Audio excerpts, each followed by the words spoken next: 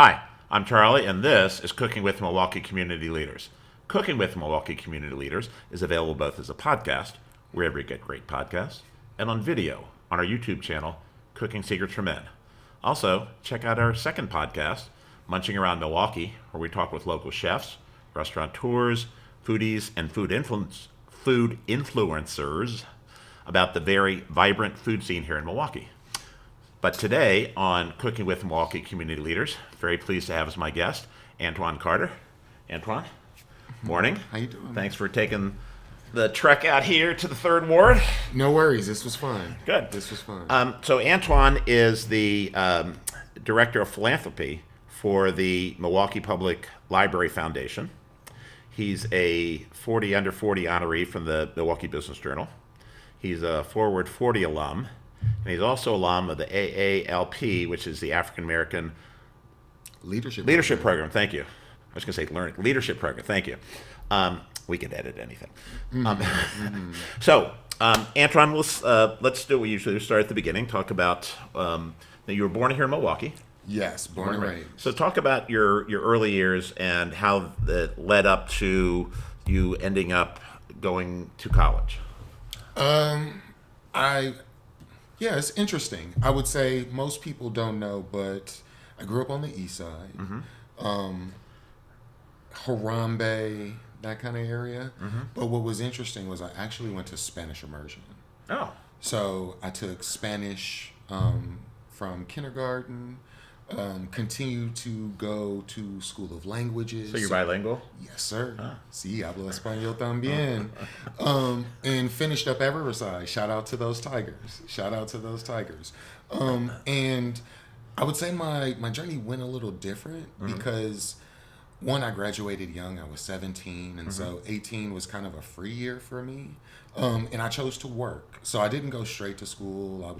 But eventually I started to go to school, and so I kind of went on like a Milwaukee College bingo. I went to MATC, I went to Bryant and Stratton, graduated with my associates there, and then went to Cardinal Stretch, where I was going for sports management. At the time, in my brain, I wanted to sign LeBron to the Bucks. That was my direction in life. That was my purpose in life. And then also build up my, and that's true, build up my Spanish. I was minoring in Spanish. But I decided to take a job, like a first real salary job. So I took that job and we mutually parted ways after 90 days. I never tell people that. This is actually a funny story. I was in the business office, and in hindsight, the business office, for the most part, you hand out invoices and you hand out refund checks.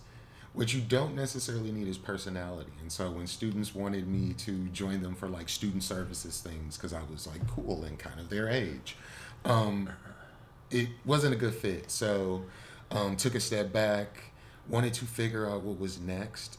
And so my mom was starting a community garden in her neighborhood with a group called Groundwork Milwaukee. Okay. And she's like, Antoine, come hang out with me. They're kind of cool. And so I actually came and helped out with her. I met Groundwork, actually got a job as a youth leader.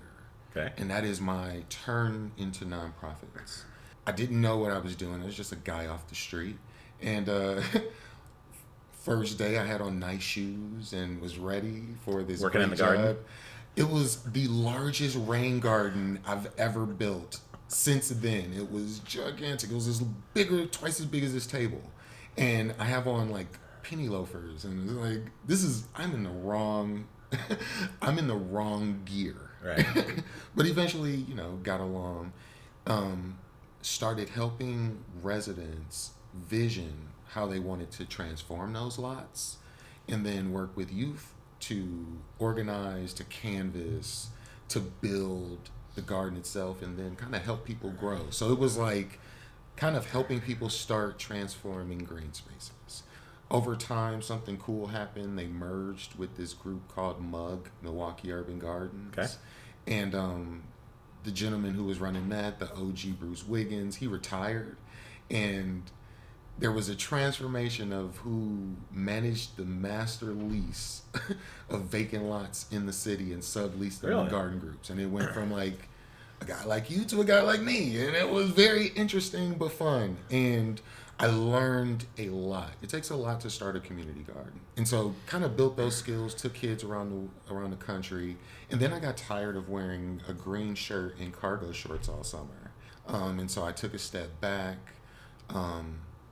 And got introduced to an artist named Stacy Williams who was starting this project on the east side called Black Cat Alley.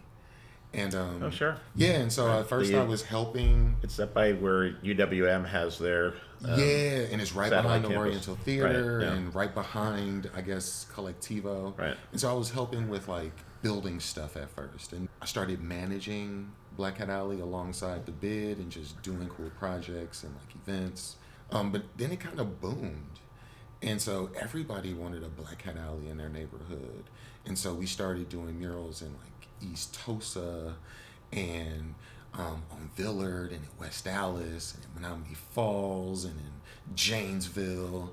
And it was just getting bigger and bigger. And then we started doing larger projects like the Unsung Hero in the Third Ward. The Headless Lady is what they all call it. I coordinated that mural with my team. Yeah. The voting rights mural next to the MAC, Shepherd Ferry. Sure. Okay. I got to hang out with him, and his grandfather's name is Antoine, so he had mad love for your boy.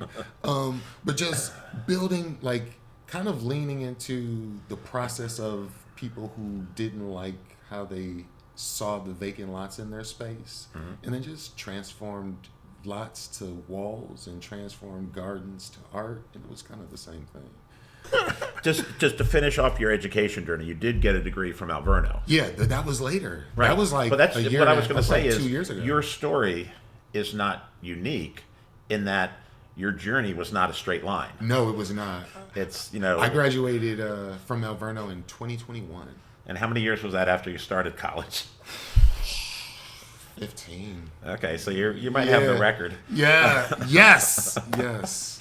The way that you stick with and being goal oriented says a lot about kind of who you are. Well, I grew up on 24th and Keefe eventually when my mom got married, so I spent most of my tenure there, and it's rough, man. You see like places like A.O. Smith, and it's empty, and Right. and you see like the only things getting built up are liquor stores, and you can't stay there because it's limiting. It's Right. hard on the heart. It's hard on the heart, and so You're describing the disintegration of the manufacturing base in the city of Milwaukee. Yeah, and the effect of the neighborhood around it. So you get your degree. You're now an old man. No, Yeah. Now I'm an old man. Now, so you move on. You've described a few things you did along the way. Talk about some of the other things you did leading up to going to work for the foundation. Oh, I was at Imagine Milwaukee. So interesting story. I'm their first employee. I'm Really? their very first employee. I was their neighborhood liaison, which eventually turned into their director of neighborhood partnerships. And that was really cool because it combined both jobs, like groundwork. Like, it's all the same skill, just building it in different ways and different aspects. I do want to talk about your passion for art, but I wanted to, before we did that, I wanted to talk about your current situation, Yes, current job at the yes. foundation. I'm at the Milwaukee Public Library Foundation. So talk a little bit about that, what you do there, and how that kind of fits into our community. Oh man, it's access in a different way. The library is, we all know how awesome the library is. It has so many amazing things that people actually don't know about, which people should use their libraries more. But just being able to be an advocate for the library and to make the journey for anyone who's interested in supporting the library as easy as possible. Okay. So you do have a passion for the arts. And I want to read a quote that I saw in one of your interviews. It said, I would heavily invest in the arts and culture sector support every neighborhood being as vibrant as they want to be. So talk a little bit about the arts and their importance in the community. Oh man, it's the essence. It's the culture.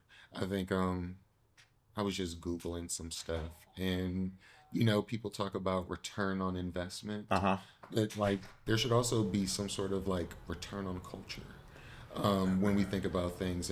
And for me, I've had a lot of time to see the awesome people who are in our neighborhoods, and just being able to amplify and highlight those things.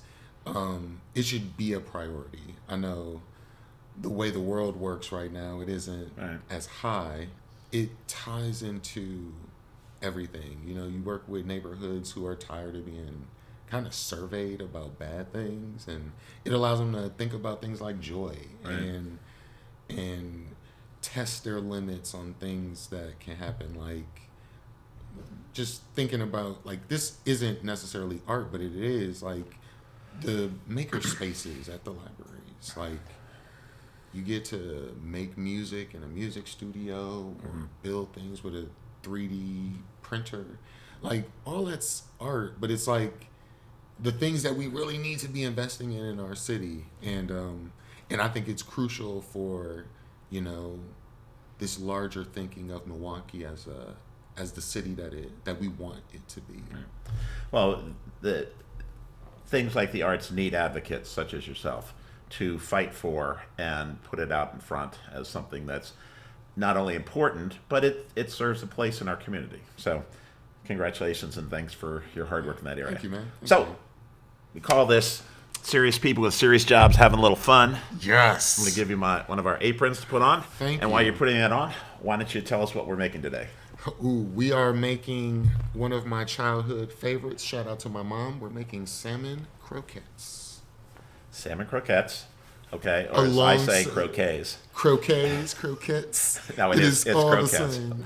And I think we're also making asparagus. Yeah, we're gonna have some asparagus with it.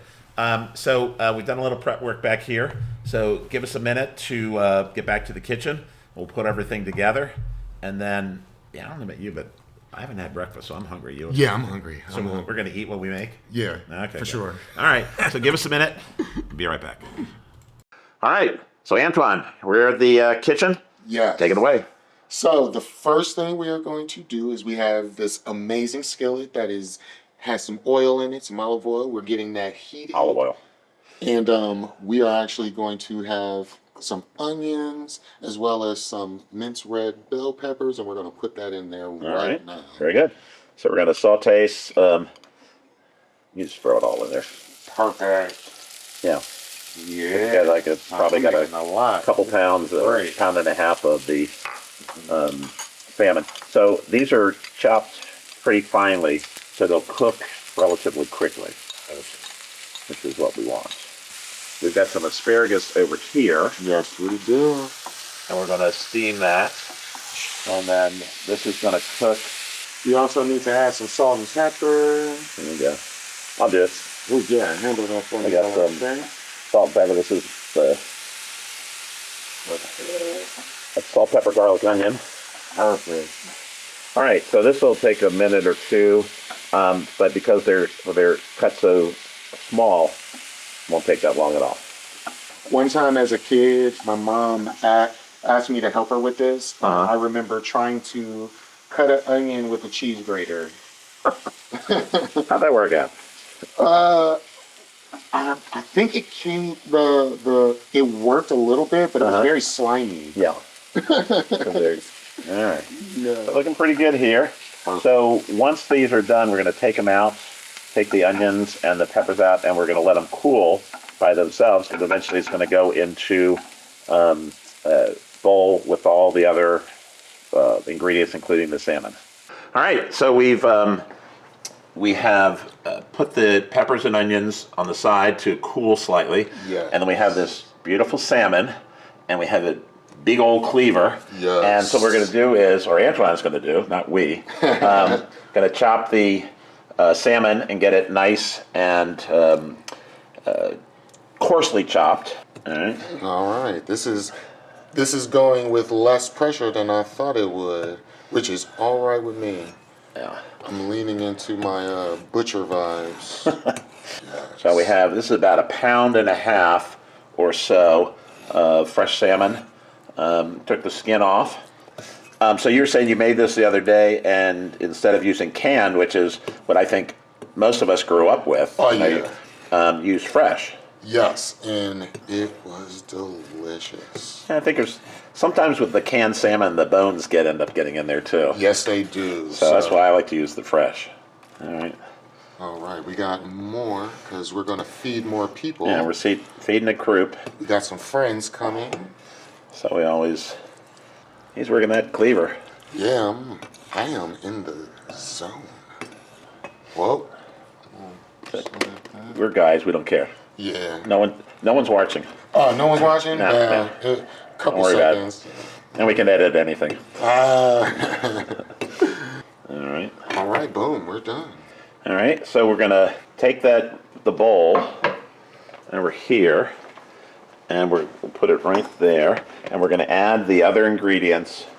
We'll put those in last since they're hot. Mm-hmm. All right, let's see. And a pinch of Old Bay. We'll be using some Old Bay there. Old Bay, that's from my neck of the woods. I'm part of Chesapeake and DC. Oh my gosh. That's great. I had an uncle, he lived in Upper Marlboro. Oh, sure.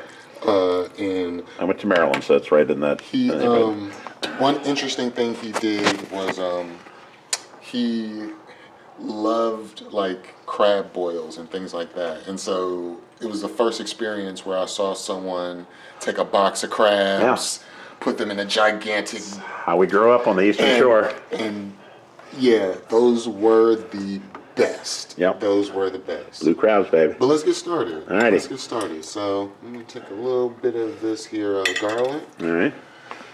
All right. So it says here 2 cloves. So that's about a little more than a tablespoon. So that's... All right. So yeah. And just, I know you're not Italian like I am, but there's no such thing as too much garlic. Hey. Bow. I'm a fan of garlic. There you go. All right, so I got the garlic. What's next? Let's do the mayonnaise. All right, I got some mayo. Yeah. And this is kind of a binder. Yes. In lieu of, so it does have eggs in it. So we're putting in like a 1/4 cup or something. Yeah, 1/4 cup. All right. I was going to say, do you want me to use the same? Yeah. All right, great. I'm like, I don't know if people want their garlic in with their mayo. It's my garlic, so. Your mayo. My mayo. I don't care. All right, there we go. All right, so we're going to put about, I think a 1/2 cup is 8 tablespoons, I think. But I think that's probably, we probably got enough there. All right, so next is the mustard. Do you have any Grey Poupon? Yes, we do, my dear friend. Yes, we do, my dear friend. Great. So we are going to take just a tablespoon. So we got Grey Poupon. Only the best for you, my Charlie. All right, and then now we've got the seasonings. Boom, black pepper is in there. Yeah, so this is to taste. Yeah. I don't tell people how much salt or pepper to put in because it's pretty much to taste. And you can always, we'll have salt and pepper on the table if you need to add. Boom. All right. And then we throw a little bit of cayenne pepper too. About the same. Just give it a little kick.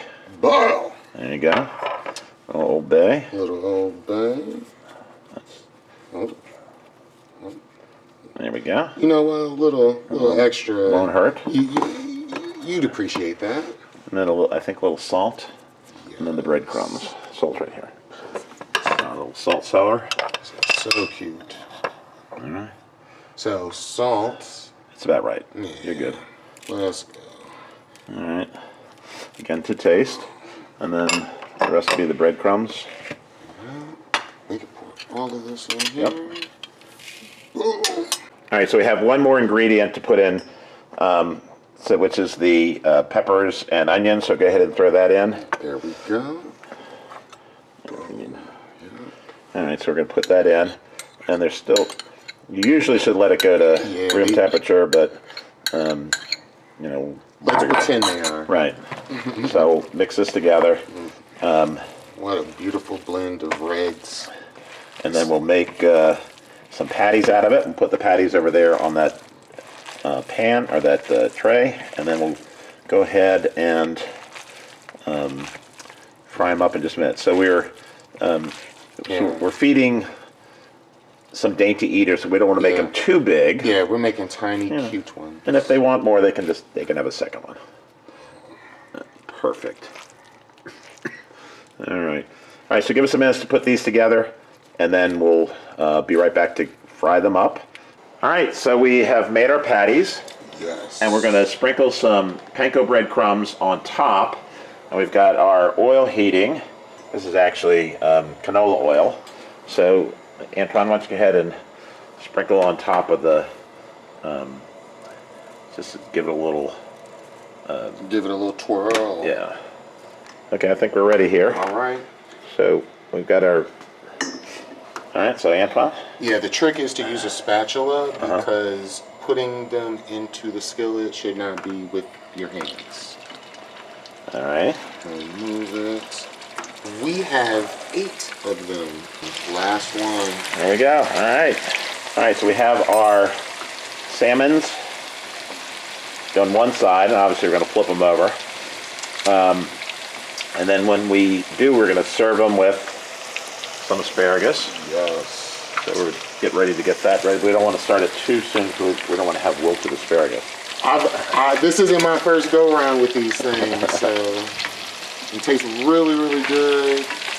Then it doesn't matter if they're, breaking or not. Right. I think this one's ready. This one might look really good. Yeah. There we go. Yeah, they're coming along. All right. All right, so we're going to finish these off, and we're going to put them on a tray with our asparagus. And then, Antoine, I think we have to eat these. Please, can we? All right, so we'll be back in just a minute at the table with our salmon croquet and croquettes. I keep saying croquet. You can say it. And asparagus. Thanks. All right, we're back. So, Antoine, tell us what we got here. So, we have Antoine's famous salmon croquettes with asparagus, with lemon circles and lemon slices. Okay. And what are we serving it with? This is from your childhood. Yes. So if you really want to make it mine, then you add syrup. A little maple syrup. So, Yes. All righty. It's a little hard to. I'll serve you. Oh, thank you, friend. Do you want a big one? You want a little teeny one because you're a dainty eater. No, I'm not a dainty eater. Okay. I'm not a dainty You like eater. I like the charred All right, ones there's a little charred one. where it looks like a small sausage, like a sausage link, sausage patty. All right. Ah, this is great. Not that you. I like the lemon on the asparagus. Mm-hmm. I'll give you.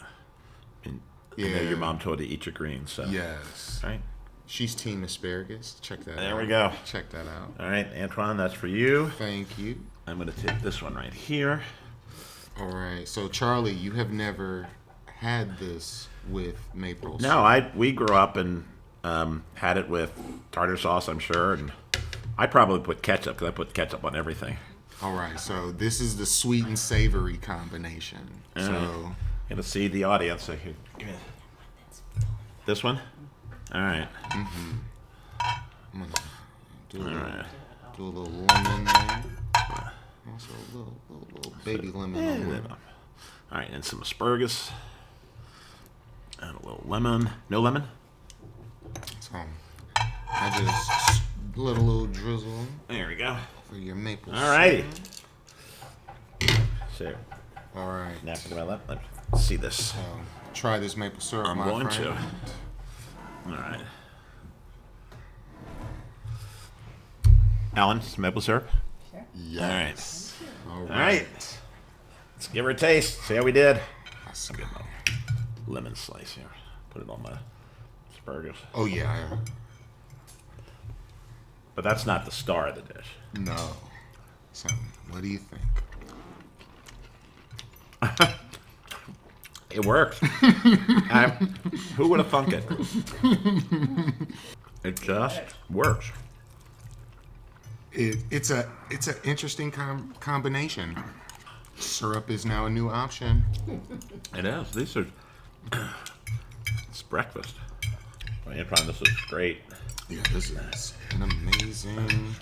This reminds me of being 9 or 10. You are not alone. There's a lot of people come in. That's what they make. Something that they remember growing up. Did you have these for breakfast? Oh yeah. Yeah. Oh yeah.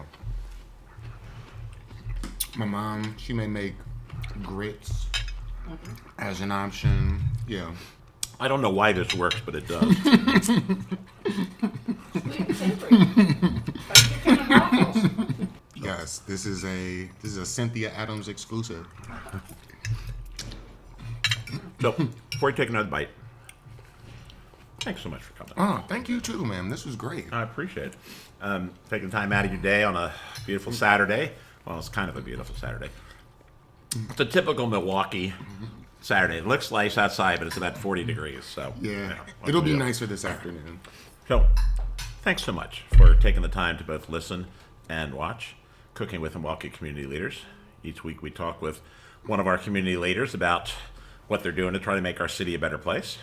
Antoine is a great example of that. He's our new group of emerging leaders in our 40 under 40 group. So we're very pleased to have him on board.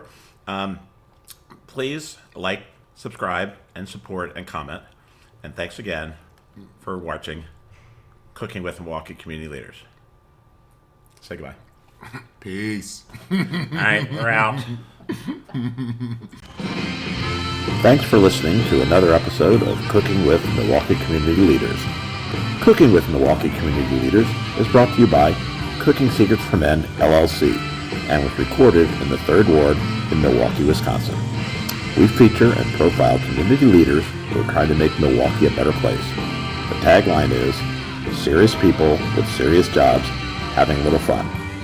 Our guests choose the recipes that we use on the show. All of our podcasts are available on iTunes, Spotify, and wherever you get great podcasts. The original YouTube video for this episode is available on our YouTube channel, Cooking Secrets for Men, all rights reserved. Thanks, and see you next time on Cooking with Milwaukee Community Leaders.